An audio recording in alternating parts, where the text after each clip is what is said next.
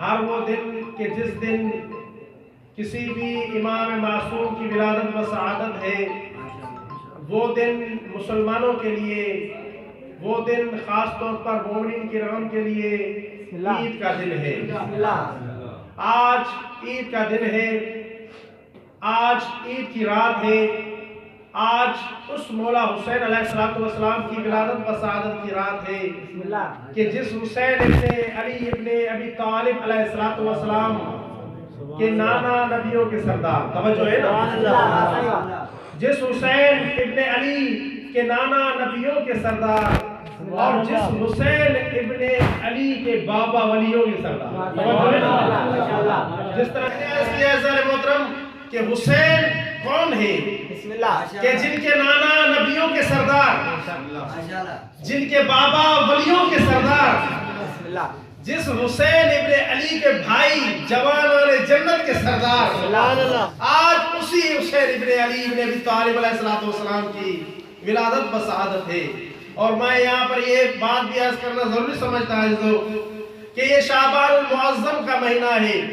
عظیم ترین مہینہ ہے، لیکن اگر آپ غور کریں تو اس شعبان المعظم کے مہینے میں صرف ولادتیں ہی نظر آتی ہیں۔ بسم اللہ، توجہ ہے نا، اس شعبان المعظم کے مہینے میں صرف ولادتیں ہی نظر آتی ہیں، صرف ائمہ اہل بیت کی خوشیاں نظر آتی ہیں۔ اگر یکم شعبان کو دیکھیں تو جناب سیدہ زینب عالیہ کی ولادت و سعادت،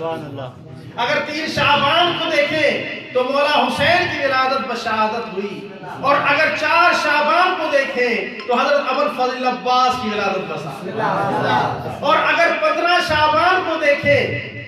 تو منجی عالم اسلام امام مہدی آخر الزمان صلی اللہ، اس مبارک مہینے میں، شعبان کے مہینے میں کہیں پہ بھی آپ کو امام معصوم کی شہادت نہیں ملے گی، صرف خوشیاں نظر آتی ہیں، صرف خوشیاں ملتی ہیں۔ اور دوسری طرف ایک اور مہینہ ہمیں نظر آتا ہے، اس مہینے کو کہا جاتا ہے محرم۔ یہ شعبان حسین کا مہینہ اور دوسرا محرم بھی حسین کا مہینہ۔ شعبان کے مہینے میں کسی معصوم کی شہادت نہیں، اور محرم کے مہینے میں کسی معصوم کی ولادت نہیں، توجہ ہے نا۔ شعبان کے مہینے میں کسی معصوم کی 14 معصوموں سے ہر ایک معصوم کی ولادت اٹھا کر دیکھ لیں کہ شعبان کے مہینے میں کسی بھی معصوم کی شہادت نہیں ہوئی، اور محرم الحرام کے مہینے میں کسی معصوم کی ولادت نہیں ہوئی۔ کیوں عزیزان محترم؟ اس لیے کہ اللہ رب حسین کو امتیاز دینا چاہتے تھے کہ اے حسین بن علی، یہ شعبان تیرا مہینہ ہے، تیری خوشیوں کا مہینہ ہے، کسی معصوم کی اس میں